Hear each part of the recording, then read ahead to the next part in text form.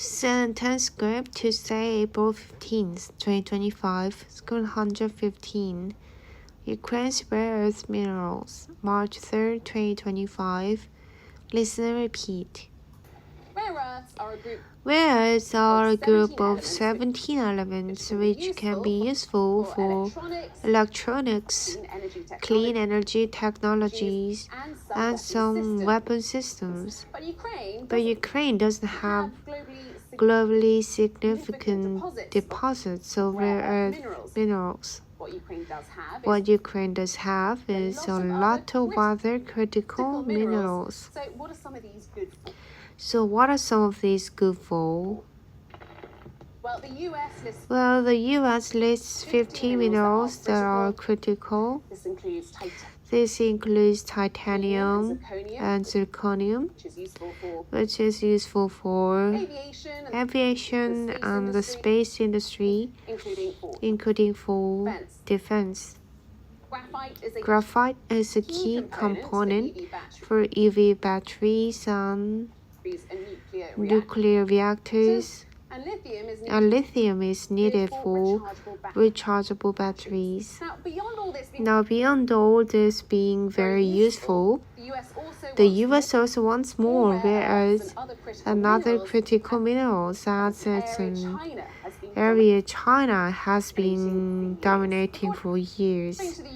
According to the Ukrainian government, Ukraine has deposits of 22 out of 50 minerals deemed critical to the US. It's unclear which of these minerals and how much of them are actually in this proposed deal. Many of these resources are expensive to mine, and some are currently in Russian-occupied areas.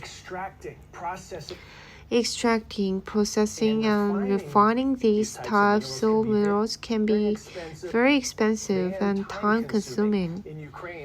In Ukraine, the work is further complicated by the ongoing fighting that makes mining even riskier. And the amount of mineral wealth in Ukraine is unclear. Resource mapping hasn't been updated there for decades, with officials and analysts relying on dated Soviet-era mapping.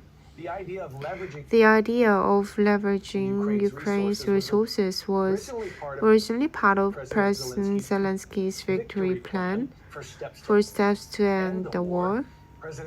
President Trump initially wanted a $500 billion share of Ukraine's minerals to recoup military and humanitarian aid the U.S. provided in the war effort.